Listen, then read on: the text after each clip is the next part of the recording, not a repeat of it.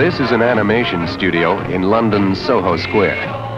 For months, the atmosphere here has been one of inspired insanity, an environment necessary to the fulfillment of one of the most unusual motion picture challenges of all time, the visualization in animation of the enormously popular Beatles for their next feature film.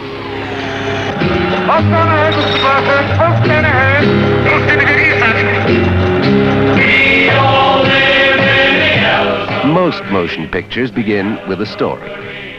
Yellow Submarine was inspired by a song, a mod Odyssey of a man who sailed away to live beneath the sea.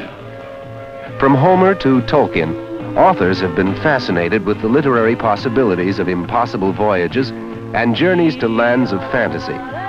The most lasting work of Dante, Swift, Wells, and a handful of others have been based on Odyssey situations.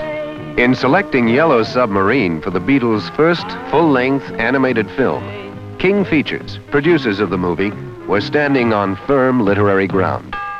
Adding greatly to the popularity of the Odysseys conceived by Lewis Carroll, L. Frank Baum, Jules Verne, and some of the others, have been the marvelous illustrations which have become nearly inseparable from the text, perfectly reflecting the authors and their times. In animation, of course, the illustrations are even more important than the words. In bringing the Beatles' mod op art world to the screen, the producers used every means at their command and invented many new animation techniques. The British magazine Punch observed that the Lennon-McCartney songs used in the film seem to have been conceived and brought forth in the pure, simple spirit of mystical innocence, like the paintings of Chagall. And like Chagall's works, the film tries to include everything in the world to make up its own cosmos. The animation style ranges from storybook simplicity to pop art and psychedelic shimmer. The film, of course, is not all eye-popping visual effects. As in other Odysseys, there is an assortment of odd and outrageous creatures. Most of them, if not all, inventions of satire. Says supervising director George Dunning. Satire has become part of our daily diet. We can include things in a cartoon today that wouldn't have even been put in a live comedy years ago. There are the Blue Meanies, a screeching spoof of baddies everywhere. That heaven is blue. Tomorrow the world! Bring in my blue pie. He's a real nowhere man, sitting in his nowhere. And there is the Boob, a put-on of pseudo-intellectuals. I must complete my bust. 2 novels, finish my blueprints, begin my begin. There's the Lord Mayor, a caricature of the older generation. The Blue Meanies are coming. They wouldn't dare. They would. They are. What are you going to do? Finish the quartet. And a gaggle of grotesqueries that will keep audiences guessing their inspiration for years to come.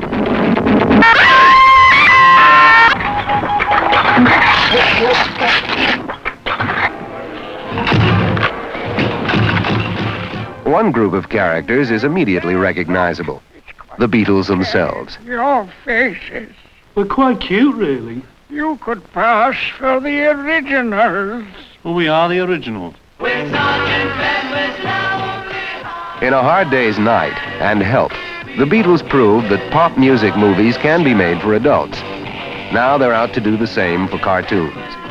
But attempting to capture the Beatles in animation is risky business. For the first time in screen history, extremely real and enormously famous people were going to be animated into a feature film. In charge of the project is the German designer Heinz Edelmann. The story calls for human beings, so they must be drawn without stiffness, yet look real.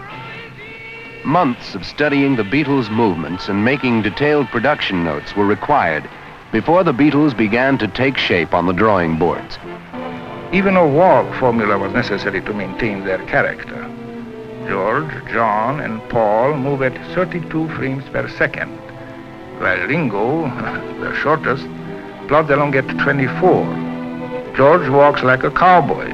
Paul like a confident young executive. John like a showman. And Ringo like a schoolboy Charlie Chaplin.